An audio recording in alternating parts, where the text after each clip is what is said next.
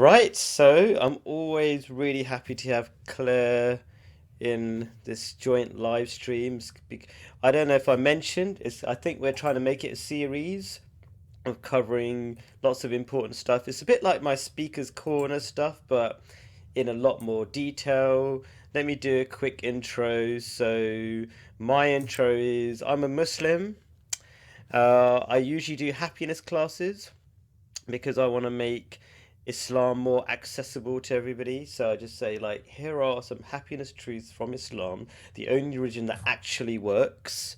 Okay, it's just statistically. It's not like Buddhism, which just sounds good but doesn't actually work, which is like the fastest dying religion. Um, yeah, and last time I described Claire as a revolutionary, but I'm a part-time revolutionary, I would say. That's kind of, I don't really just do happiness classes just for the fun of it, is I really do want to change the world. And then we've got Claire, who is, I feel like you're a full-time revolutionary. You seem to be busy doing something all the time. How would you describe yourself, Claire? Well, I suppose by occupation, I am trying to change the minds of everybody around us. And every time I think of a new idea, other ideas branch out, and that there doesn't seem to be an end to it, unfortunately. Hopefully, it will end in me getting my way and the world getting a bit better. But I mean, you talk about me as if I am that terribly busy, but I suppose it is busy making, asking all those questions and getting ignored by all those people and listening to them give their pathetic excuses for not answering. But you gotta have patience with this revolution. It's happening anyway. You just have to jump. For me, it's just jumping on board. It's tough. It's tough work, though. I appreciate it. But let me just tell for people who don't know much about Claire, um, she's agnostic, but wants Sharia law to be applied to all Western countries to fix their. I would say if there were kinds of things that you want to fix, I would say they kind of come under financial and social problems of the West. Is there any other sort of category of things you're trying to fix with Sharia law? Well, all the departments of state that you can think of, foreign policy, domestic policy, economic policy, social policy, education policy. Environmental? Hmm. Yeah, I would say because Islam is probably the most green religion, but I don't know if that you've thought about that. I have indeed, because our culture of consumerism, as I see it, is actually getting people to want things that they never thought of having before, buying it with money they don't have, and Yeah, getting themselves into debt over it, and fractional reserve banking and usury encourages that. yeah. And we should, basically be more responsible about borrowing and lending as individuals and governments. Yeah, so overconsumption is probably the biggest problem, and then sort of secondary is actually trying to be green. But if you're over consuming, you're not really going to fix the problem any other way if you don't fix that first. So yeah, I mean, yeah, Manufacturing also and fashion is really the most wasteful of all. I mean, they actually destroy perfectly good things in order not to, for marketing reasons. They don't want people to know about it or wear it or whatever, and they destroy perfectly good things. yeah, buy second hand is cool. Yeah, so cool. I'm really excited as always with this discussion, partly because it's gonna be. I think it's gonna be funny in socially awkward or politically incorrect ways because it's gonna be super sexist. Is how I feel, and it's always fun having Claire um, sort of unrestrained. And I like to say I'm restrained, but people have told me I'm not. So we will see how what people think. So it'll be an interesting duo because I explain things a certain way, and I feel like Claire's her own style. Um, but I do what I want to do before I get into it because when I say I'm going to be really sexist, then people stop listening, and I personally don't care what people think, but I want to help people, so I do care a little bit in that sense, right? And Mhm. for them to understand the need of what I call good sexism, I want to give them a chance by giving them an idea of what's going on. You know, why so the topic of this show is going to be, are gender roles the key to Islam's success? And everybody knows Islam, you could say, is a very sexist religion, or definitely has probably the most clear gender or sex roles. I don't really like the word gender roles. You know, men do this, women do that. Everybody else, you know, Christianity is just like, you know, leaving everything behind just to be agreeable. But Islam is the most firm. But I want people who are, let's say, woke or leftist and things like that, to have a chance to accept these ideas. I don't want them to be too put off. And we were just talking about it before. Why is it that people uh, do not accept the logically, plainly obvious that men and women are different? And one discussion, I don't want to go into too much before we get into it, but one discussion we had on WhatsApp was something along the lines of, the way I understood it, and you said it, you can say it your way, is that um, there are a lot of men who are not in stable relationships and will do anything to be accepted. And maybe this is not helping actually, but maybe people can become self-aware about this, and then they will do anything to be agreeable to women who want to be like men. But I would say those women are the worst women to be in a relationship with. It's going to end in disaster because they want to get their own way all the time. They don't understand how relationships work. In short, marry a Muslim woman who knows how to, you know, work with somebody. They know, she knows her roles and etc. But maybe this is not helping. I don't know. Yeah, what would you say? Like, what is the reason why we seem to have ignored the obvious reality that men and women are different, and it's politically incorrect to even say men and women are the same, and we're going to say a lot more, I'm going to say, suggest a lot more, um, I don't know, scary things like women shouldn't work, for example. Um, what could, what is the problem, and what maybe could people open some men's eyes or even women's eyes really, to the fact that they should agree with these gender roles just so they get comfortable before they hear all this scary stuff that we're going to talk about? Well, I think the best way to work out whether women think they've got what they want under feminism is to ask women in their 40s, the ones who are childless, whether they regret being childless or not.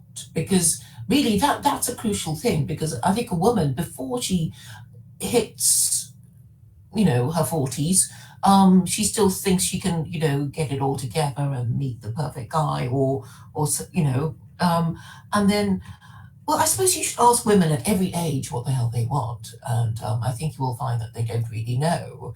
They don't really know. They say that they want a certain kind of man at a certain age, and then they change their minds as as time goes by. But I think what men are very consistent about is that that they like their women young and pretty and sweet natured, and they don't seem to change their mind as they get older. Yeah, they don't want masculine, disagreeable men that will, I mean, women that are going to fight them all the time. Yes, but women wouldn't either. All these women who call themselves cat ladies, or they don't get me. Okay, they probably don't think of themselves as cat ladies, but maybe people who pity them might call them cat ladies. But the thing is, I would ask these cat ladies how they would feel if they had a pet who could talk and who would make sarcastic remarks from time to time, When you say cat ladies, criticizing like them. mad cat ladies, the ones where are left by themselves only with cats, is that what you're talking about? Yes, Okay, women who have had their maternal instincts thwarted, and, okay, and are left only with cats or company. sure. And how would they feel, really, about having a cat who could talk and who would be and who's more intelligent than they are. Just supposing. I mean, would these women like to have to keep a pet that is more intelligent than them, who is more articulate than them, perhaps, and more critical of them? And I don't think a lot of people who have animals, who have pets, would actually like them if they could speak. Interesting. Yeah, interesting. I feel like the reason why people go with animals nowadays, actually, I've done some research on this, especially dogs, is because people are unable to um, handle relationships with humans because they don't have patience anymore because they're too selfish. And so that's why the number of dogs being owned is skyrocketing, rocketing in the UK and in the West Hmm. generally. Because so I'm not, yeah, I'm not sure if they would give the right answer. The Mad Cat ladies would give. I don't want to be. I'm trying to be. No, I'm actually shouldn't be trying to be insulting by saying Mad Cat ladies. I actually genuinely feel sorry for all these women who are left alone and really are bitter. So anyway, I suppose that's the introduction. It's like we really don't want people to be miserable, and I think we need a sort of wake up call, and the wake up call is going to be a bit uncomfortable. It's going to be different. The For truth is, everyone, it's not just women. yeah, Because you were talking about these men. I think that there is a label for them called simps. These men yeah, who praise these women and agree with everything they say in the hope of gaining sexual access to them. yeah, and then often if they don't, they're yeah, with it exactly. If people yeah, search the term simp up so we don't have to go into all that detail and sidetrack. But yeah, it doesn't work, is what Claire is saying, to suck up to people and not have any principles of your own. But anyway, so let's go for it. So the question we're trying to answer today, and I'm going to break down into lots of different sub questions, is are the gender roles um, key to Islam's success? And then you might say, what's success? Just to give a bit more of an intro. And the success is, well, first of all, it's the fastest growing religion, but it's also um, why is it the fastest growing religion? Is because its ideas are being uh, continued into the next generation through families, and it's expanding and it's doubling, and everybody is halving, quite frankly. Its success is partly through its families, whereas the rest of Western families are dying. Okay, and why are these families successful? Well, clearly Muslims have gender roles. If you had to make a distinction between the different kinds of the dying families that were in the West and the growing families in the West of the Muslims, the Muslim families have gender roles, and the Western families have rejected them. So that seems to be playing a part. And then on top of that, the other kind of success is stable families make you happier. Like literally, I've done again. I do research on these things. People who live in, say, multi-generational households, or just have good, have less loneliness and things like that. They live longer. They have less health problems. And then on the other side, the flip side of like when your families don't work, you have like more criminals. Your boys tend to be more delinquent because they need the guidance of a dad. It makes two to make children, you know, and takes both the mother and father to raise a child properly. And then, um, yeah, I suppose that's it, really. I mean, any thoughts about that? That's kind of like the behind the question, what success are we talking about? What is the gender roles? It's these are the things that are making Islam successful. It's the gender roles that make distinguish Muslims from non-Muslims, and you can see the success through families and uh, the growth of the religion through families and converts and things like that. And yeah, what are your thoughts about that? Well, a society that practices marriage is what I would call patriarchy, in that you would expect a patriarchy to prioritize the preferences of married parents who want to properly parent their children, their legitimate children, and the converse of that is matriarchy, which is, I believe, what we are now, and it prioritizes the preferences of unmarried parents who casually conceived and parented their illegitimate offspring. And if put like this, it is already clear which society's next generation will be better. Yeah. Well, Well, statistically, you can see if you have, as you put it, illegitimate children, which is obviously correct, then you have more criminality. This is known by psychologists. It's not just being rude about those families. So yeah, okay. And so I thought before I discussed some of these ideas with some of my students, and then uh, I realized there are some sort of basics or foundations to cover, and those foundations are: do we really want to grow families? Do we even want the human race to continue? Which seems to be a strange question, but it's actually a sadly common question because yeah, people start seem to be hating human beings more and more. They say there's too many of us. We're overpopulating the planet, and kids are too expensive, and all these kind of things. So why, how could you say Islam is successful because it's having lots of children? Maybe that's a problem. So my few thoughts about that would be, first of all, if you're not suicidal, you want the human race to continue, and a lot of people are really behind the times in their statistics. The other day, I had a debate with one of my woke friends who was convinced that we are still having overpopulation, and I'm sure I've discussed it with him, but I think he just still wants to believe that the world is overpopulated, so he can continue his same old arguments from 10 years ago. But it's not true. Elon Musk says, and he's a numbers man, so he tends not to get numbers wrong. He says the greatest danger to the human civilization at the moment is population implosion. More than nuclear weapons and things like that.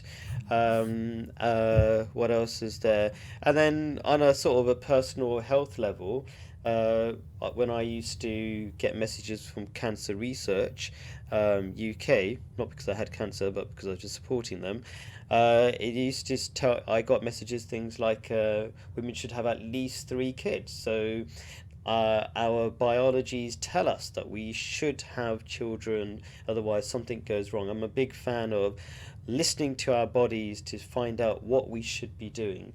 Any thoughts? Should we be having families and things like that? Is that a Well, good if we thing? want our group to carry on, then obviously we should have children. But before having children, we should marry. That there used to be the statistic of what 2.1 children that people are supposed to Hmm. that couples are supposed to have to keep the population stable. But it's 3 now, isn't it? As you say. Oh no, actually, so the 3 kids is what you need. So I kind of said it really quickly. The 3 kids is what you need as a woman, on average, to save yourself from getting cancer or reduce your Oh, risk of getting cancer. Yeah. So it's interesting. There's all these statistics that keep telling us what we should be doing if we keep our eyes open to these kind of realities. But yeah, so yeah, we need 2.1 or 3 children or something like that because so many people aren't reproducing and so many other people die and things like that. So yeah, you need more than 2 kids just to maintain um, a population. Yeah, so yeah, so I and suppose if you don't, you will create a demand for immigration, which is what all these Westerners are complaining so bitterly about. You know, yeah. and it is disgraceful that there. oh, the anti-immigration party doesn't say, well, if you don't like immigration, you better have more children, you better have more white babies and educate them and parent them properly so they are trained for something when they grow up. So you don't have to, import all this, cheap foreign labor that you hate so much. But nobody tells them this. The government doesn't say that, and their anti-immigration party leader doesn't tell them that either. Yeah, they can't be told because they want it both ways. You know what I mean? They don't want to have the children, uh, and but they don't want to have the immigrants who make all the children, all the Muslims, I should say. Yeah. So that's yeah. Okay. So anyway, let's get on to the big question. So should women work? And I said I'm a Muslim and I teach things on behalf, through Islamic principles. So I will quote things before I get started, short, small things, sort of paraphrasing from the Quran. Men lead women as men excel mentally and physically and provide. That's my sort of paraphrasing of chapter 4, verse 35. Now, the I'm a what we call an Ahmadi Muslim, and why do I bother even mentioning that? Because that will probably annoy a lot of people. It's just because we count. I don't want to get too technical, but basically, most people would say chapter 4, verse 34, when I say 35, because for some strange reason, Muslims seem to think that there's some extra verse of the Holy Quran there for no reason they don't count it. So, anyway, in short, the main point I'm trying to make is that, and this will definitely sound sexist, but I think people who look at their experience, is that men do have an advantage over women mentally. Not that women are stupid or anything, but they are more calm and logical, and that's actually been found through psychological statistics, like where men are more prominent in STEM fields, science, technology, engineering, and mathematics, um, whereas women are less prominent in those fields. That's just one way in looking at it. Um, Men generally tend to like things is it, where women are more into people. So we've got. I'm not sure if that things approach make. I don't know if that helps, but it does make men more logical, um, and women are just to balance out the argument. Women are more caring, but that caring doesn't work uh, when you're being too agreeable or too emotional about a direction you want to take. I'm not sure how well I'm explaining it, Well, I but think going back to the theme of cat ladies mm, earlier, I think men basically want women to be, or their women to be, kind and stupid, or less intelligent than they are. So they can feel that they're not, that their woman isn't going to play some trick on them and start bossing them around and doing all kinds of things that they don't like. So I think men prefer women to be kind, but not as clever as they are, because I remember some um, classical, one of the great, what do I mean? Books written for Georgians and Victorians, and you have the mother saying to their clever daughter, "Don't show off your intelligence too much, because you might end up being on the shelf, because men don't like a wife of theirs to be too clever. So to hold it back until you get the ring on your finger, and then you can let rip, or something like that." So um, and this would be all right if men control politics. But now, if women control politics and they are stupid and kind, but not to men of their own race or country, then these men are in a lot of trouble. And this is the kind of situation that I think Western men are at now. I They, mean, they have no control and their women hate them. yeah, I mean, and it's actually how women choose men that they. Is it called a hypergamy? Yes, hypergamy, Hyper. which is Yeah. actually understandable in that, I mean, all men would want the prettiest, sweetest, most loyal woman they can find. Um, and women would want, the richest, most high status. I mean, they basically want a prince Yeah, because and that's so the stuff of fairy so stories. women actually choose, men prefer to choose naturally, instinctively, uh, men who are more intelligent Earn than more, themselves. higher status, taller, all these other attributes. Right. And it makes sense, right? So it's not it is sexist, but I think sexist just is another word for specialism. It's just assume as long as it's sexism with a sort of But it's a with a good rational choice. intention. Yeah. So it's a rational choice to find somebody who can provide for you because when you have children, you're in a sort of compromised and a weak situation when you can't do anything for yourself and you become dependent. So you want the best possible person who can take care of you. And so, yeah, it just makes sense. And yeah, and it's just my experience that through all the women I've known, and I'm not saying it in a bad way because it's men are more calm and rational. Um, they don't take things personally, which is a good and a bad thing, right?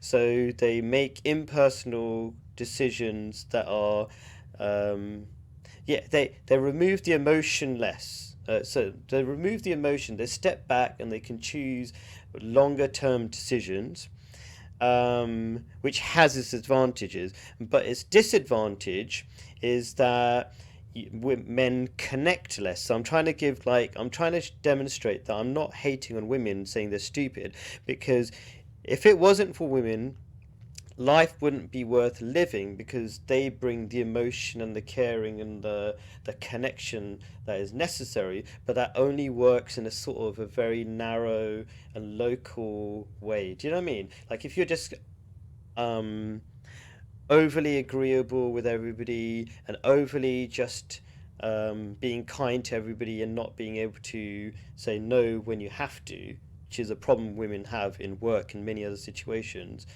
you're going to have problems. I think Jordan Peterson sort of said something like, kindness doesn't scale. It doesn't work on a large scale. It just works in um, direct relationships. I don't know if that makes much sense, but it certainly makes I sense. think It's my I think experience. Yeah, sorry.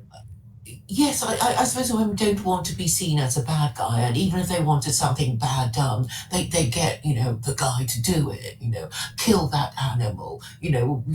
Are you going Or to let me? blame the husband. He did it. It Yes, was yes, his yes. choice, He and made me do it. yeah, and it's all Oh, right. And he'll say, yeah, sure, no problem. Yeah. yes. So, should women? Okay, attack of the 3-year-old. It looks like. Yep. Okay, never mind. Let's see how this goes. She's trying to squeeze into the room, into the studio. Never mind. She's not too bad. She might just jump on the bed up and down. Okay, she's been taken away. Okay, never mind. This looks like a violent protest. Okay, go on. Let her in. Let her. She was gonna scream. She was gonna scream and yeah, and she's saying bye bye to my eldest son that he's got rid of him. Anyway, so let's see how this goes. So anyway, should women work? Islam is very clear that men are better mentally and physically at leading a household. So the physically bit is that if you want somebody to maintain order, it's got to be the man. And you might say, oh well, and I hear this all the time in this sort of woke, and I would should I say confused, unrealistic days nowadays where people say, oh, women can also be really tough, sometimes women are stronger than men, and I would say that's a dangerous situation, for when your wife is stronger than you. That means there's something wrong with you and you need to man up. Unless there are the odd situations where you've been run over, you're on a wheelchair. Those are the exceptional situations, right? And then she should actually, in many ways, if you're completely disabled, as if you're unable to, um, you know, maintain order in the house because you've had an accident, or you've had a really bad accident and you're mentally ill and you're a vegetable. Of course, the woman should take over in that situation, right? Hmm. Um, but in other than that, I think you're in big trouble if you start saying, maybe my wife's tougher or smarter and all this kind of stuff. That won't work because we're kind of pretending men and women are the same, and that's been the biggest problem we've been suffering from, and the cause of the breakdown of the family, because the rightful, or the most realistic roles are not being applied. Any thoughts about that? Well, I suppose in every marriage you would have a certain arrangement, and I suppose the wife could always pretend to consult the husband and actually do it, whatever. But at least formally she says, "Now, what do you think?" And he says, "Well, just sign it because I know you're." It's that sort of idea. So Honor is satisfied on both parts that she appears to consult him and he appears to grant her permission, and all these niceties have to be um, observed for things to work well, I suppose. Yeah, and it could be that just because the man is leading the house, you find in a lot of relationships, women are running the household because there are Like the cooking and the cleaning. It's yeah, like, well, like I wouldn't that's not your department. yeah, I would just Or the gardening, yeah, which or would I would be just that. follow the orders within the household. I'm the one who throws out the rubbish, Mhm. and that actually again works with nature because women have a stronger disgust. What's it called? Disgust instinct or something. They're more Mhm. sensitive to smell, and this is not just my opinion. Again, I'm not making things up. So I take out the rubbish, things like that, Mhm. and I kill the mice and stuff like that. Um, Mhm. so And, anyway, and deal with burglars, if any. yeah, exactly. I'll be Because going I up. mean, you're not going to say, well, you're the feminist. You go and Yeah, check out that sudden noise that I yeah, heard at midnight or because I'm whatever. scared. Yeah, exactly. I Mhm. mean, just to bring a sense of reality, if I ever opened a door, like often have this, I open a door and then my wife or some whoever lady would be going, "Oh, you shocked me." It's like if a man did that, I'd be like, "What's wrong with you?" Do you know what I mean? But it's just Mhm. there's a difference, and we kind of have to. So there's the difference in. Come on, you can join. Hello, here she is, the dangerous girl, and it's on my leg. That's all okay. Okay. Yeah, I'm very popular, you see. On one side, men and women are completely different, is what I want to say. And then on the other side, there's an argument that says that we need both men and women to work. It's just because things are so expensive nowadays that we need both men and women to work. And then there's another problem with that. It's called the two income trap, where there we go. Uh, no, no, not good. She likes to control everything. I've actually made a big effort. I've got a massive studio, like just to improve the picture, and she's trying to turn Mhm. it off. Anyway, so with the what the two income trap means is that when you both work, you incur lots of other costs like childcare. You spend a lot more on food because nobody's got time to cook properly. There's all sorts of health, side effects of that as well. Um, and when you don't specialize, you fail both ways. So what I mean by that is, imagine I tried to be a plumber and a surgeon at the same time. I'll be rubbish at both. I'll probably kill all my patients and there'll be leaks everywhere. You know what I mean? You got to specialize. Mhm. In the same way, if men and women don't specialize, because men are well tuned. Human beings are just incredibly well tuned tools, as it were. And so, if a man tries to act like a woman, that's not going to work because it's so different, and you're not taking advantage of all the the statistically clear differences. So men are just much better at making money because they're just more industrious because they care more about things rather than people. They're less caring, and then you'll find, so that's why men are always involved in STEM fields, whereas women are tend to be in more caring roles like nurses and things that which don't make much money. So what I'm saying there is that if you think you have to both work, you're actually damaging your chances of your husband actually making money. And that's my personal experience, that where both man and husband and wife work, it tends to work out worse, um, because like they're both juggling things, they're both unhappy, their relationships are terrible because they never meet each other, both tired, and they're all compensating in different ways, maybe taking drugs to get some sort of happiness in their lives and things like that. So, what do you think about this two income trap? Well, I think I was reminded of the saying about, behind every successful man, there is a supportive wife. And the wife would be more supportive if she didn't have a job and, you know, just try to um, be of service to her husband rather than compete with her husband.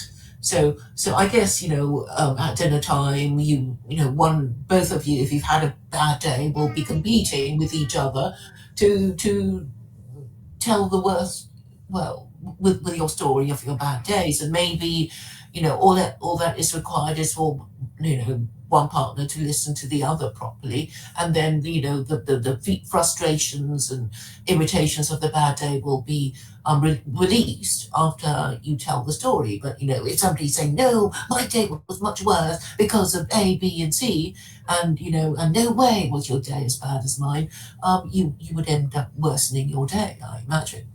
Yeah, I think that's you pointed out this really big problem in relationships at the moment. Is that people are not working together; they're competing with each other a lot.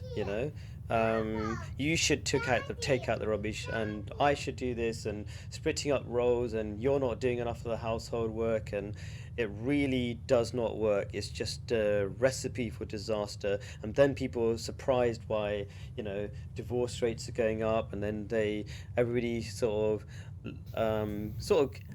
giving up on relationships nowadays, and they shouldn't be surprised because they're starting off really badly in the first place. They're starting off with um, competition rather than cooperation.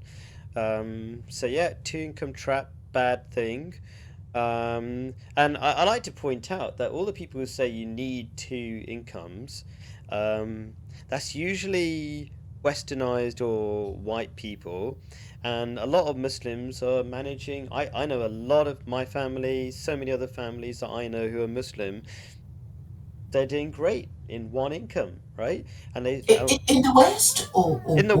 In the West, that's my experience, and maybe Mhm. because we prioritize taking care of children, we prioritize the family, we value all the subtle things that the wives bring. But there are some families who I feel are more westernized, and they don't do well. Those families that I know, Muslim families, uh, income-wise, actually do worse, I think, and even health-wise as well. Um, Mhm. Mhm. so that is a problem. And how do Muslims manage? What they do, they start off poor, and they because they're happy inside, and they value the small things, they value family and things like that. They don't mind being having less money. They don't need the money to be happy in the first place. But I see the especially the English families, they they they're so materialistic centric that they think their children need loads and loads of really expensive things as well. So everything is expensive in their eyes. Um, where our house, we don't mind kids drawing over everything, and we don't care about appearances and anything like that. We just don't. It's just unimportant. We just really enjoy the space, and the kids Yes. go crazy in that space, and that's fine, um, things like that. So, yeah. Um, any thoughts about that? Well, I think as long as people, don't feel the need to, keep up with the Joneses in order to be happy, then they just happily drop out of it. it's only when they think, oh, but so and so has got this holiday or whatever, and I must have it too, and and you feel terrible that your husband hasn't been able to provide you with them, or you can't get it yourself. Then it becomes a vicious cycle of frustration and self-loathing that you don't get this, the things that your contemporaries have. But Yeah, yes, it's a yeah. matter of attitude. Yeah, I mean, that's a really interesting thing. So I talked to one of my friends who's not Muslim, kind of, on the way back from school, and he got divorced, and he said basically his wife started getting making friends with other girlfriends, whatever you want to call them, and they were like, "Oh, yeah, this is what we do with our money," and then she started feeling that she wanted more and more things, um, and that, and he wasn't quick enough to make more money and things like that, and that broke their relationship. And so you don't have that so much in Muslim families. I think less because necessarily it's going to be less because they have stronger values, right? Stronger spiritual values, and so we care less about these things. We're influenced less by these things. We're influenced less by the adverts. We have, I would say, better friends. People who are interested in spiritual things rather than materialistic things. So we don't have those problems. I think that's a good point you made. That people are struggle with, oh, this person had a holiday there and I saw this on Instagram and all that rubbish, and I don't think it affects Muslims so much, and so yeah, that helps a lot. And the last thing about why women should not work is that women are more agreeable. So you were talking about how women come back and often complain about how hard their job was. That's because they hate their jobs a lot more. Because I, as a man, if I don't, I mean, some men are more, I don't know, I don't want, how do I describe it? Do more of what they want to do. But women are more agreeable, so they are total pushovers at work. I see it all the time. Um, and keep doing jobs they hate, and they feel scared of leaving a job out of the shame of it. It's like, for me, it's like, I'm leaving, see ya, I don't care what your opinion is, you know. Hmm. But a woman, it's like they would just stick with a job forever, however much they hate it. And they're physically weaker. So I've noticed I'm doing something really easy at work. I'm a teacher in school, and be like, a woman would be like, "Oh, it's really hard getting up the stairs and whatever," because it's just physically different. We got bigger heart, bigger lungs, bigger body, bigger everything. So it's really hard to compete with men. So women being agreeable, do jobs, more of the jobs they hate. And I was looking at some videos where they were saying that women tend to have more affairs because they're kind of like they're sucking up more and maybe things like that, and maybe it help. They think they'll get them further in. I don't know what your opinion about this is about having affairs at work, but I think that kind of makes sense in if you're a more agreeable kind of person and your boss is, I don't know, overbearing in some Well, ways. there's Yeah. just sort of more men whom you perceive to be more powerful than your husband, Mm. Okay, that's and interesting. Yeah. it's just opportunity, I think. Yeah, and so you hate your job, you're likely to have more affairs. Maybe men do that as well. I don't know. It's a whole different story. And then, but I also find because they're agreeable, they can't balance life and work that well. They'll take their work home and do it all night, and so they screw up their kids if they've got them, or even worse, like you were mentioning earlier on, they don't know how to balance it at all and never have kids because they think it's too much of a burden. So 50% of 30-year-olds in the UK don't have kids. And I think, um, from the way I see that, that means you're not going to have kids at all because although being 30 years old isn't the end, there we go. There we go. You're joined. That's it. That's it. Um, I don't know what your opinion is, but if you're 30 years old and you haven't started having kids, I think your biological reproduction system kind of shuts down. That's what I've kind of noticed. But for people who've had kids already, can carry on having kids even into their maybe late 30s. And Mhm. so there's a whole bunch of problems about women being agreeable and them being able to balance life and work like men can, I think. Yeah. What's your opinion? Well, there's this stress already. If you're 30 and you're not a mother and you want to be and you're maybe starting from scratch on a relationship, then you're a woman in a hurry and you're not going to be enjoying your relationships because it won't be well, relax. It's like, well, do you think how do you see us in 5 years time kind of question is not the kind of question you want to hear in a relationship. And I guess there will be men who make a point of not dating women of childbearing age, in order not to be faced with these terrible questions before they're ready for it. Men Would avoid avoid women who are young. it in their 30s. Oh, childbearing age, but or you mean on the limit of childbearing age? I guess if you were a man and you were single and looking, you would Yeah. avoid women single women um, from the age of 30 because then they'll be thinking, well, hurry up, I need to before my eggs Yeah, dry yeah, up. yeah. Because you You said know, childbearing age, I have to because childbearing age is what, 18, whatever, you know. But you mean like on the verge of losing their ability to have children. Or maybe well, that's the way. she's in a hurry if you know Yeah. she's already 30, Yeah, and then you yeah. might feel a bit guilty of, of wasting her time if you're not interested. And, you've got to make a decision pretty soon. And quite often these decisions are not made. And then the woman feels angry and used, wasted her time, which is very precious, more precious for women than for men. And reproductive opportunities.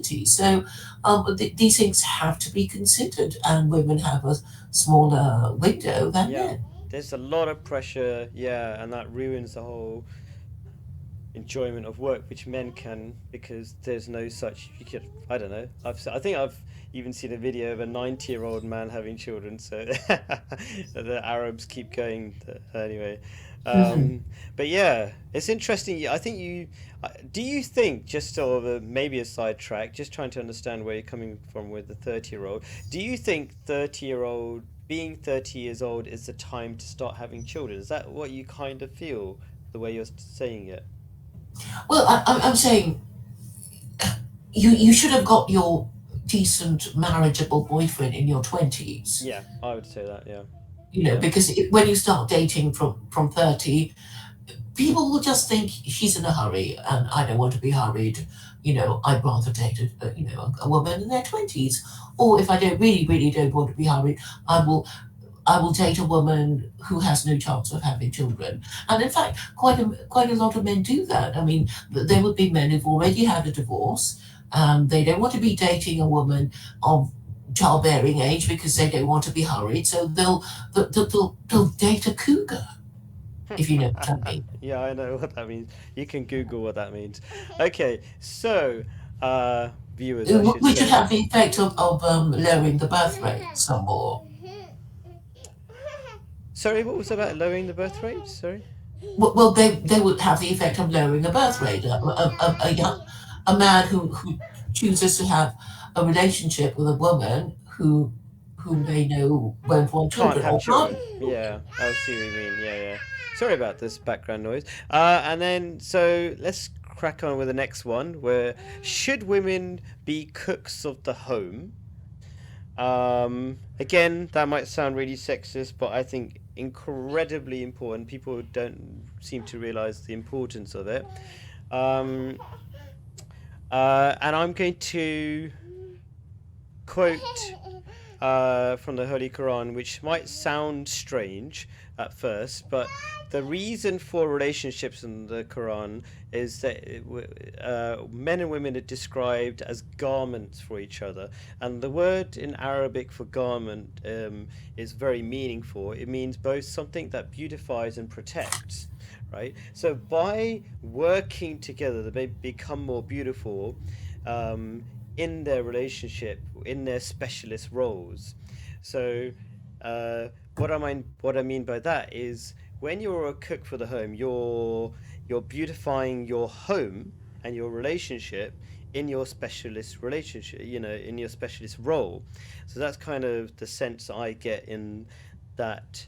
Um, Whereas the man might provide one thing like protection and uh, uh, you know, uh, material things from outside in terms of work and whatever. Women provide something else, and they together they create a beautiful couple, as it were.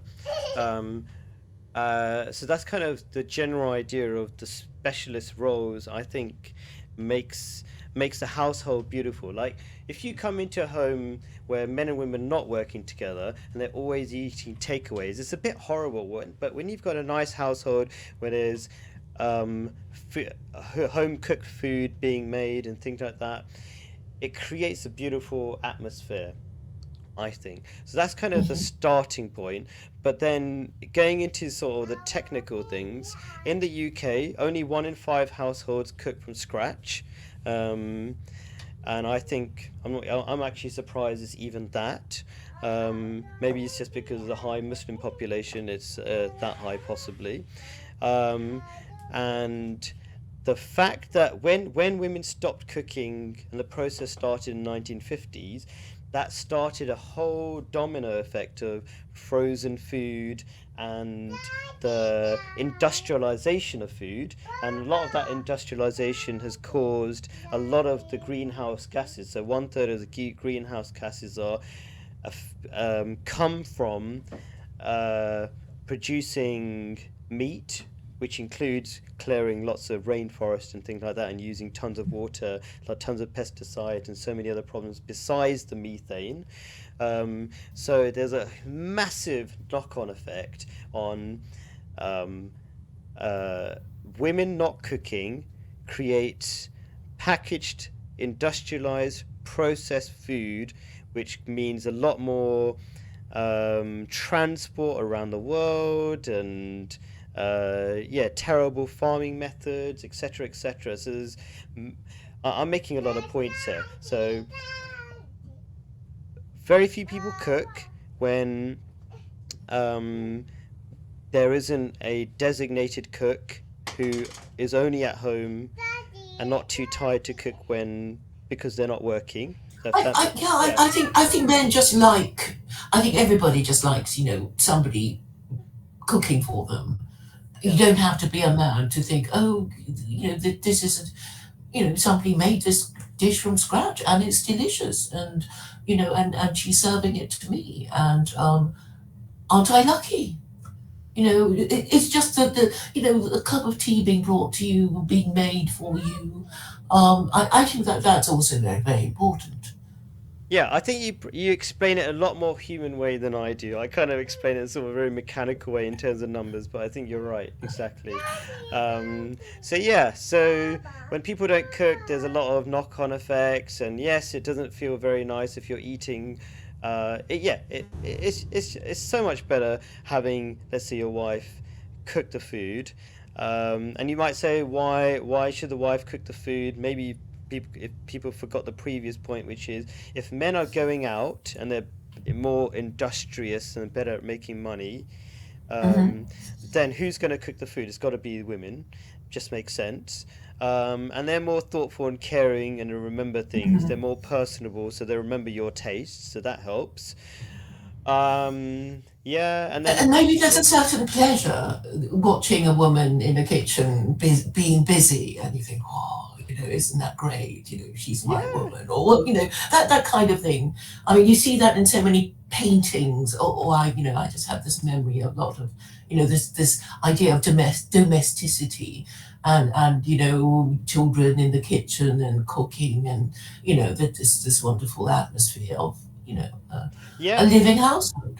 Yeah, a living household, and yeah, I do agree. I think a lot of West End households are broken households. They feel dead because there's no kids there, and actually Islam says that there's no blessings in a household unless you have children. So people, you might say, oh, what if you can't have children? We're gonna have, adopt children first of all. So yeah, there is that kind of life that families and without the mother at the heart of it, it's dead, you know. And I try, yeah, I'm not very good at expressing that sort of idea, but yeah, men are very mechanical. We're good at the industrious stuff, but without women, without the heart of the household, there's nothing worth living, you know. Well, that's the only way, the next generation of Muslims are going to be produced. I mean, Yeah. you need men and women, and they need to live together and do their best to bring up the children together, or you won't have any traditions being passed on, in any religion, and this is universal, isn't it? That you know, it really is the only way. Yeah, so that's why, again, we're coming back to the idea of why is Islam successful, is because it's actually passing on its ideas in double the numbers each generation, whereas everybody else's ideas, their failed ideas, the proof is in the pudding sort of thing, they're halving because their ideas don't work, and it's being born out in their failed relationships, failed marriages, failed lack of children because they can't stand each other enough to have more children, things like that. So yeah, um, I think the yeah, problem is also they don't believe in it because, all the five world religions technically, officially support marriage and family values anyway. yeah, That's what they're supposed to do. But three of them are not really working. Well, okay, I don't know about the Hindus, but I think they're still having more children than the Chinese. But I think, I guess more stable marriages require men and women who believe in God and won't cheat or are less likely to cheat on each other. mm, I think that is, and keep their yeah. relationship I mean, I together. think the problems in the other religions, and it's good that you touched on it, is that they don't really follow their religions anymore. They can't take them seriously. Like, if you're a Hindu and you think your god's a cow or a blue god with a couple of arms, nobody believes that really. So you don't take it serious. You don't really follow it. Um, same with Buddhism. I mean, I was on a Christian. You invited me into a group where they actually pointed out both in Christianity and Buddhism, they actually revere people who don't have children, the monks and the priests. And first of all, you have really bad side effects. You can see the Dalai Lama, the paedophile, and priests are turning to becoming paedophiles. So there's that effect. But if you revere people who don't have children, what does that say about having children? That's doesn't look good. And it's not the original teachings of any of those religions anyway. Mhm. So yeah, you have a lot of those religions really fail because either nobody really takes them seriously, or they've got some weird teachings which I think were not the original teachings anyway. Mhm. So cool. So yeah, should women cook? That's sort of covered, I hope. Are women better at taking care of their babies? I do try to make too many points, so I'll just kind of focus on one or two maybe. Something called baby brain. I like, as I said, I believe in listening to our biologies and even the science, quite frankly, which is telling us that when a woman becomes pregnant, her brain changes shape in so many drastic ways, and they've seen that it makes her specialize in taking care of children. So we should wake up to this reality. I've seen some BBC reports where they're desperately trying to negate this research and say, oh, it doesn't really mean anything. With some sort of weak counter evidence. I can't remember what it was, but it was ridiculous. But the point is, it's really clear, and it should be kind of obvious that you know you're having a child, and if you appreciate that you're um, human beings or just all creatures on the planet are incredibly well designed. So if you're going to have a child and your body's clearly changing, so you can give milk to the child and so many things like that, why wouldn't your brain change? Why wouldn't you be the specialist and things like that? I think we've lost touch in this materialistic world with these obvious realities that how our biologies are specialized for certain roles, like women taking care of children. And it used to be a completely obvious thing. And yeah, anyway, you take over while my protesting child Yeah. Well, I suppose you would think that um, well, okay, for just this totally You carry understandable on. I'm going to reason. release the girl. 1 second. Okay, um, the our natural feelings of shame as a parent would mean that we don't want our kid to anything to happen to our kid while it's in our care. And so I think it would be the shame factor for any mother or any father who doesn't want anything bad to happen to their kid. Well, the parents of it, you Mm. know, they don't want, oh, and your kid, something happened to the kid and you were looking after it and you didn't notice because you were, I don't know, watching TV or playing with your phone or something. So I guess I'm assuming that you're talking about a mother's natural instincts because she's all on high alert for anything, to prevent anything bad from happening to her kid. Yeah, I mean, I remember seeing videos where they're trying to shame, these like YouTube shorts or these TikTok videos, and they were shaming men um, when what they would do, they would go to a couple with children, and they would ask the dad, "Do you know the friends of your kids?" And the dad would say, "No, I don't know." And then the mother would take over, and they'll put some really wonderful music as she's a hero, and in a way she is, and she would name all the kids' friends, right? It's just Mhm. that they have that instinct, and it's just specialist roles. It doesn't mean that dad is bad. He's just good at other stuff, you know. Well, he wasn't there giving tea to, the playmates of his kid, so he wouldn't know their names.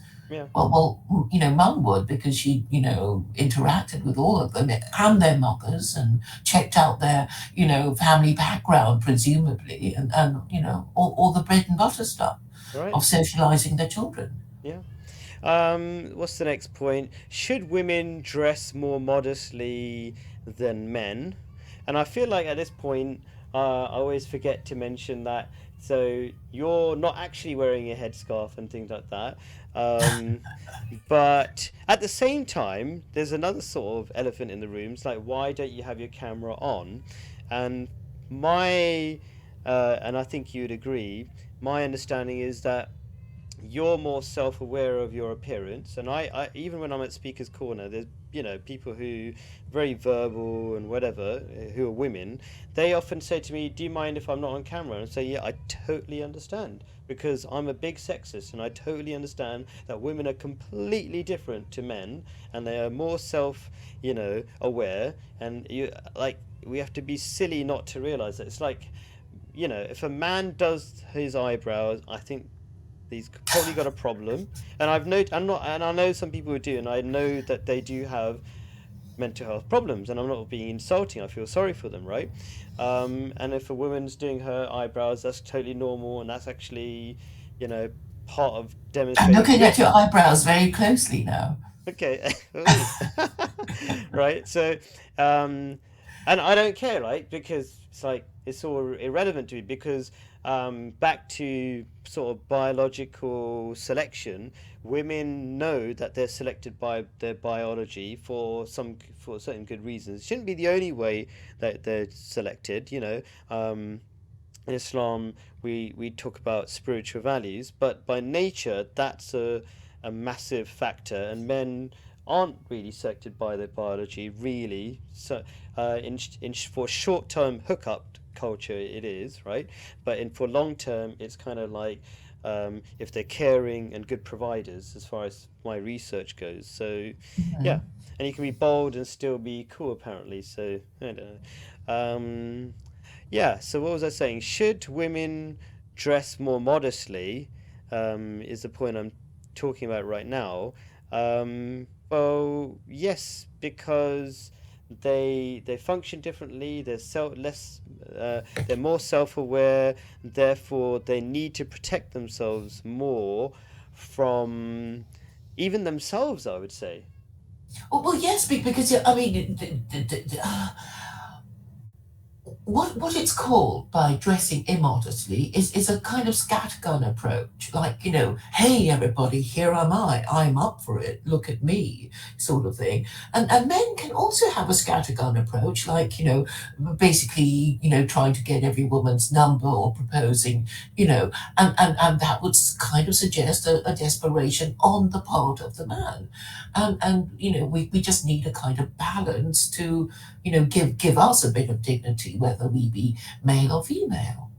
Yeah, And that's yeah. I think that just to give us a bit of mystery, so that there's something like, I'm only telling this because I like you, rather than I already tell my income level to any passing woman because Yeah, I'm that's a so good point. desperate. I like that idea about dignity as well, because a lot of, I think, body, I think, it's again something I've studied, body image issues um, are. So there's a study that says that women who are religious who wear more modest clothes have less body image issues. What is that? Like you feel like you're in the right body, for example. You don't feel like maybe you should be a man, and you don't feel like being anorexic. You don't feel like killing yourself and things like that because you're not meeting up to the airbrush standards of fake, well, airbrushed models on Instagram. So yeah, so when women cover up. They have an air of dignity, self-respect. They can focus on other things, so they don't feel like they are just their bodies. Um, and men, of course, are supposed to wear not skin-tight clothes as well. There are some rules on men as well, but sh- they are less caring. They don't care so much about their hair. Women care a lot about their hair. Um, so that's why women in Islam cover their hair, and I would say it protects It's good women. for bad hair days. Yeah, For women, it's like, oh, but and then you can quickly go out without, thinking you have to fuss around your hair. So I see the advantage of a hijab. yeah. You know. I mean, I remember. So I would when I would go to school, and women, sorry, teachers go to school very early, way before everybody else has to, and then I'd ask. The ladies who, what time they get up, and they have to get up so much more early because they have to spend so much more time preparing. Just on their appearance. They have to do stuff to their hair to straighten it or something. And me, I don't even have a comb, so just possibly, that's what I have to do. So whatever. So should women dress more? I'm just looking at some of my points. If I missed anything, uh, yeah, I suppose that's it really. I mean, have you got anything else to say about should women dress more modestly than men? I think it's possible to be modest and elegant, and this was what Western women used to accomplish without making too big a deal of things. And well, I mean, what I see now is I don't know, wearing their underwear out and about, and it seems a little unnecessary. I'm glad you're here. You're a lot more funny than I am. Uh, and that reminds me of I lived in Jordan for. I'm moving back to Jordan, but I lived in Jordan for a few years, and I didn't come back through for those 3 years. And when I came back, I was shocked because I felt like everybody was walking around naked. It looked scary, like literally people like animals. I'm not trying to be insulting, but when you see people, and there are Christians there in Jordan as well, right? Um, just people don't wear such revealing skin tight clothes. They think skin tight clothes is good to wear in England when you're going for a jog. It makes you effectively naked and all your parts are showing, and apparently that's just normalized now. So it's like, oh, that's fine, just it's normal. So it really doesn't look nice. And I know people who say that some of the most beautiful things you can see is an elegant looking woman who is not wearing skin tight clothes. A Muslim woman, like one of my convert friends says. So, and he's totally right. It's so much more beautiful, so much more elegant, so much more family friendly, so much more. I don't know, much yeah, beautiful in a more elegant way rather than sexy and animalistic, which is quite sad. I think it's quite desperate, I would say. Yeah, and Yes, yes. I mean, yeah, I think a woman should sort of wear enough clothes to make a man who's interested in her want to see more of her, not, oh, I didn't want to see all that, kind yes. of thing. Yeah, I'm really shocked sometimes. I mean, this is going to be rude, but might as well say it, right? There are some really fat people who wear really skin tight clothes, and like the fat is coming off their hips or something, and it looks really disgusting. And I'm not fat shaming. So if you were in a Muslim country and this had the same problem, but you were wearing loose clothing, it would actually look quite good because Mm. you don't have all your fat bits popping out of your pants and everything. You can see the lines of your pants and stuff like that. So it Yeah. looks really horrible. Somebody should tell these people. I don't know, but it seems to be fashionable. And again, I'm not being rude. I'm just thinking really doesn't seem to work.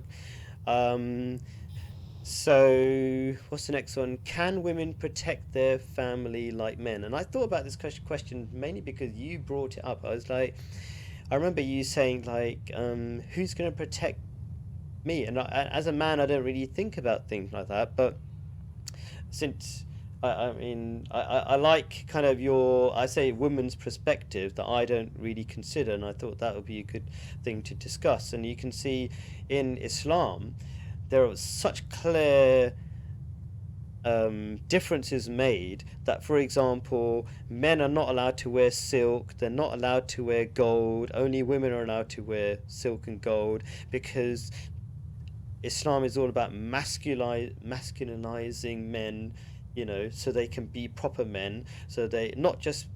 And by the way, in Islam, men cry, they hug, you know, they way more than in any other religion. They They cry. also kiss each other. Yeah, that's right. So in Jordan, it's kind of very French over there. Kiss. If you really like a person, you kiss them like lots of times on the cheek or something. Um, so I'm not sure if that's necessarily Islamic, but I mean, yes, they do. Yeah, that Muslims don't have personal distance, as it were. I kind of joke when I bring some of my non-Muslim friends to gathering with Muslims. I say, look, no personal distance here. Get into a Muslim hug, basically. It's a very normal Muslim thing to do. Um, because we all feel like we're brothers and sisters. We don't say all brothers when we're hugging. We don't hug women. Um, so yeah. So I'm trying to remember. Yeah. So what was the question again? Can women protect the family like men? No, because men should be men and they're more healthier when they are the man. And some people go, like I said, mentioned before, women can be tough as well. That is a bad mental health sign when women are trying to be tough. That means they're trying to make their bodies do things that they shouldn't, and they should go for being women, and men should be going for being men, and because there's so many side effects. Like first of all, a man is so obviously men are designed for protecting. They're physically bigger, stronger, hearts are faster. Even the shoulders are further apart so that they can swing or punches. Like you've got more momentum and whatever the word moment, if there's a mathematical term, whatever, right? So men are definitely stronger, but if you try to make if you try to diminish the differences, there are so many bad side effects that people don't seem to realize. For example, in sex, um, the lack of the differences diminishes the attraction between the opposites, and Opposites attract. yeah, opposites attract. And um, from my studies, women want to be dominated in sex because that has a biological message that when, as I said before, when women are pregnant, they are in a sort of compromised, weak position, and they want a manly person who's going to take over. Do you know what I mean? And Hmm. protect her, serve her, not be. a bit of a soft man who's not going to be much use. So there's so many things to be said of men being masculine and women being feminine. So many side effects that we don't fully appreciate. I've done a little bit of study here and there, but it's just going to be terrible for people's relationships when they don't realize that men really need to be masculine, women need to be feminine. What do you think? Yes, it's so disturbing that so many men, it seems, want to become women. And that was what prompted me to ask the question: if what if all men became women? Well, then we'd all be helpless and we'd be, well, I don't know, taken away as slaves by people, from a country not as stupid. Okay.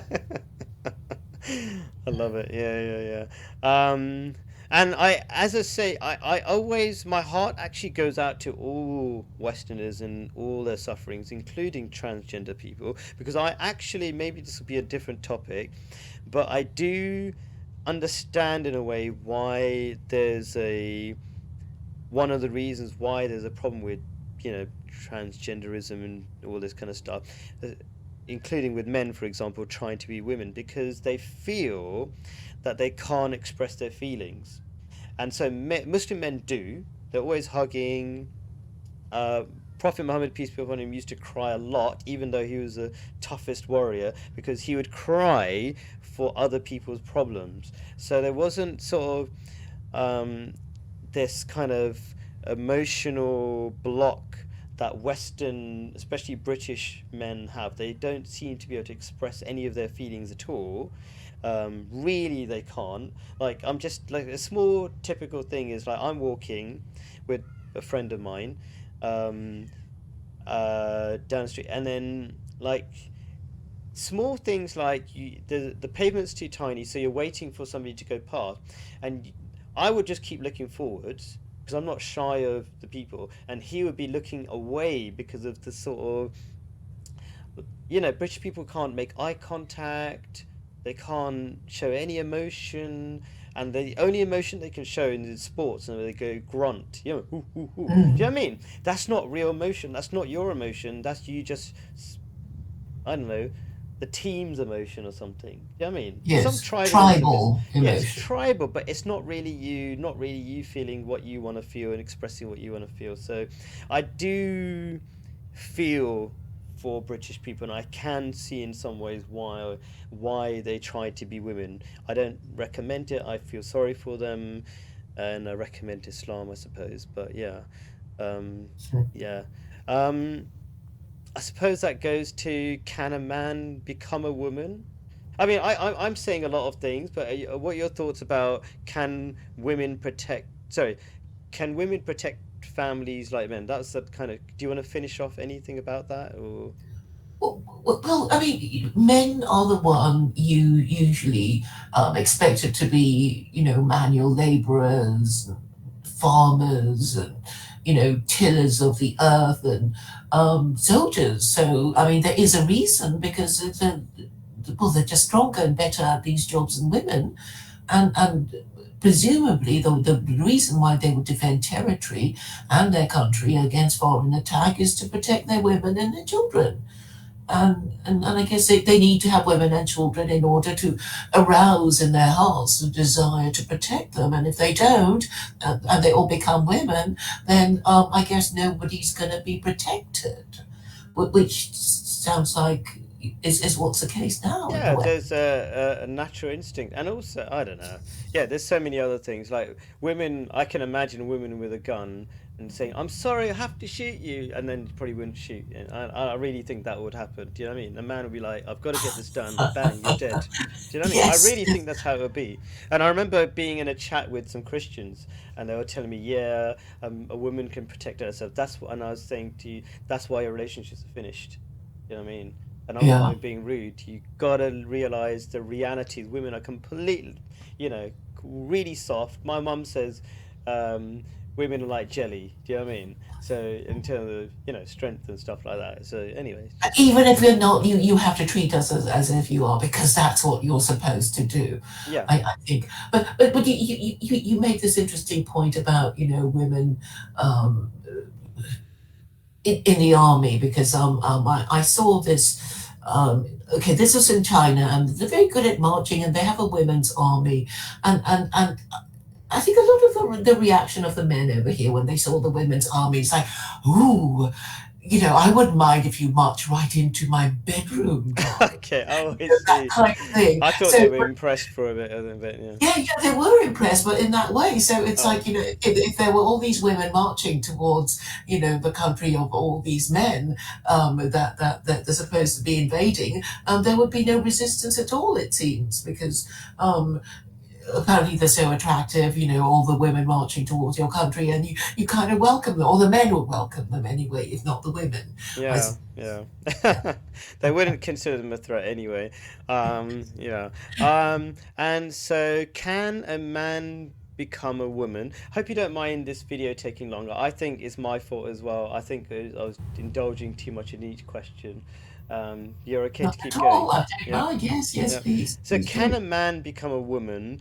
And my argument, again, I think when I was in a video with you when we were discussing this topic, it sounded like it was being really rude, and I was told, don't be insulting. But actually, I'm not being insulting. I'm going to demonstrate that a man trying to become a woman can logically be seen as a mental health problem, because we already agree that, for example, in anorexia, if you think you're fat when you're skinny, that means you're putting yourself in danger, and that justifiably should be known as a mental health problem, because you are not accepting reality, and because you're not accepting reality, you're putting yourself in danger. And so a man pretending to be a woman, maybe that seems more subtle, but you definitely are putting yourself more in danger, because people who are transsexual, well, people have different excuses for why they're more suicidal, but I would say taking all those drugs that massively change you, that you're confused about your body, that you're not happy with your body, um, uh, yeah, Every you, time you go yeah, to a public convenience, it must be traumatizing. It's like, which one should I go into? And who will spot me for not being, the right sex to enter the public convenience? hmm. Yeah. Yeah, and again, people don't seem to, even for me, it's kind of strange in this very scientific age when we know so many details about the differences between men and women at such a minute level, in terms of health, and we should be eating this vitamin and that vitamin and all this kind of stuff, and then we don't seem to think that transitioning from one sex to a completely different sex is not going to have a massive effect on your body. Absolutely, it is. It's just completely ruin you from inside, and you cannot realistically transition anyway, because there are so many, growing up as a man, you've got so many permanent changes like bone density, heart size, blah blah blah. The whole system, the whole brain is And how, designed. how are you going to explain yourself to people? Yeah. Assuming that you turned into a really beautiful woman, and, Yeah. and, and all the men were hot for you. And it's like, well, the point is that you don't have a woman's experience, and you won't be able to explain yourself, and you presumably you won't be able to get pregnant and bear children, and maybe you're wasting all the time and energy of these men who woo you and spend lots of money and time trying to court you and getting you to marry them, and then they're going to be so angry when they discover you're not really a woman, I imagine. So you're causing a lot of confusion were you to do such a thing.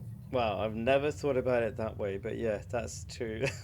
um, yeah. Um, Yeah, so you can't change deep-rooted biological effects. People seem to have this idea. It's really dangerous. Um, and what is it? If you don't, yeah, some things I've kind of made uh, talked about already. And so the last kind of section is, what can women be in charge of families?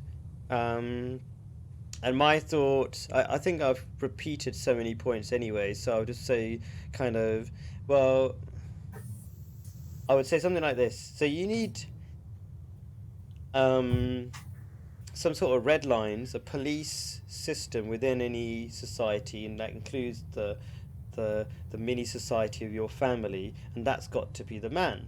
And some people might say, well, a woman can be the boss and boss the man's physical ability. And I would say, when you have a certain physical build, you have the brain that tells that physical build how to use it properly. It's like a child doesn't have that the strength of a man, because if the child had the strength of a man, everybody would be in trouble. In fact, you do have that kind of trouble when people are drunk because their brains stop working. They have basically child brains with adult bodies, and you can see the disasters that happens, all the fights that you get Mhm. into because of that. So, Mhm. in the same way, women don't have that strength, and they won't know how to manage that strength properly. A bit like you were saying, I think there's a sort of a woman's insight of how to be a woman. There's a man's insight about how to be a man. You don't get angry, because when you get angry, it goes south really quickly. I mean, you Mhm. don't really want to use that force, but a woman be like, she can get violent, and it makes no difference. You'd be like, I'm really angry. Why do you do that sort of thing? Like Mhm. it makes no difference. So Mhm. yeah, any thoughts about that? Well, uh, the thing about gender roles is that it funnels us into a particular position where it's just easy to make decisions like, oh, you're a man, you do this and you do that, and you're a woman, you do this and you do that, and if you kind of mix it all up, then it confuses a person, and it might be a bad result, I think, and I Yeah, think it's I think hard to basically that is the problem, yeah, really. are you saying it's like hard to choose if it's not decided by, let's say, God, who's going to be in charge, maybe? Well, I'm saying life is hard enough, even as men happy to be men and women happy to be women. And a lot of people still, have all these moral dilemmas about what they're supposed to do. And if you kind of double that, thinking, oh, I'm a man, but I could be a woman, and then you have all these choices to confuse and to get wrong, you are creating a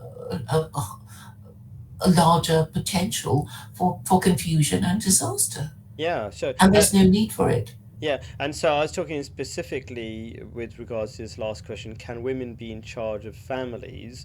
I think I forgot to kind of, there's only one verse of the Quran that I keep sort of repeating. So men lead women.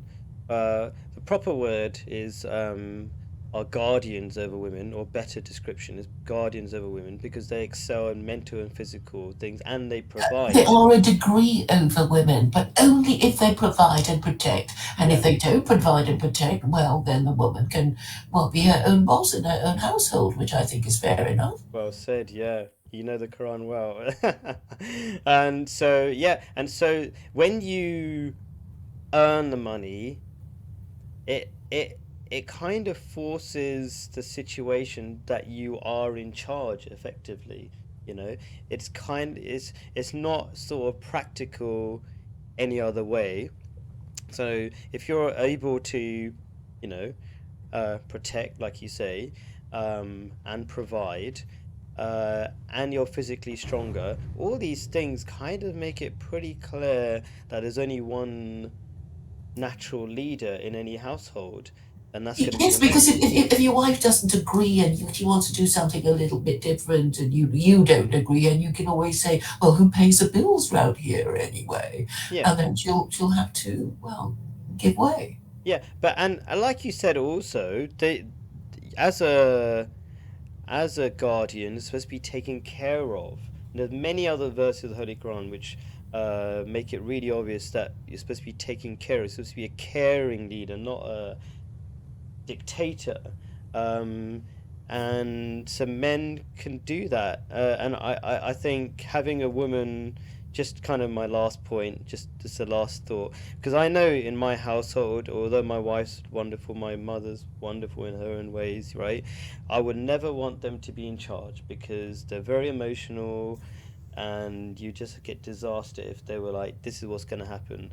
Um, but they're sort of in charge in a smaller realm, let's say, which is within the household, and they, If you're talking about yeah, family businesses, I don't a think you sort can of have. direction the family's going, sort of thing. Mhm. Like the big things, men are calm enough to think long term and more thoughtfully, and they're more.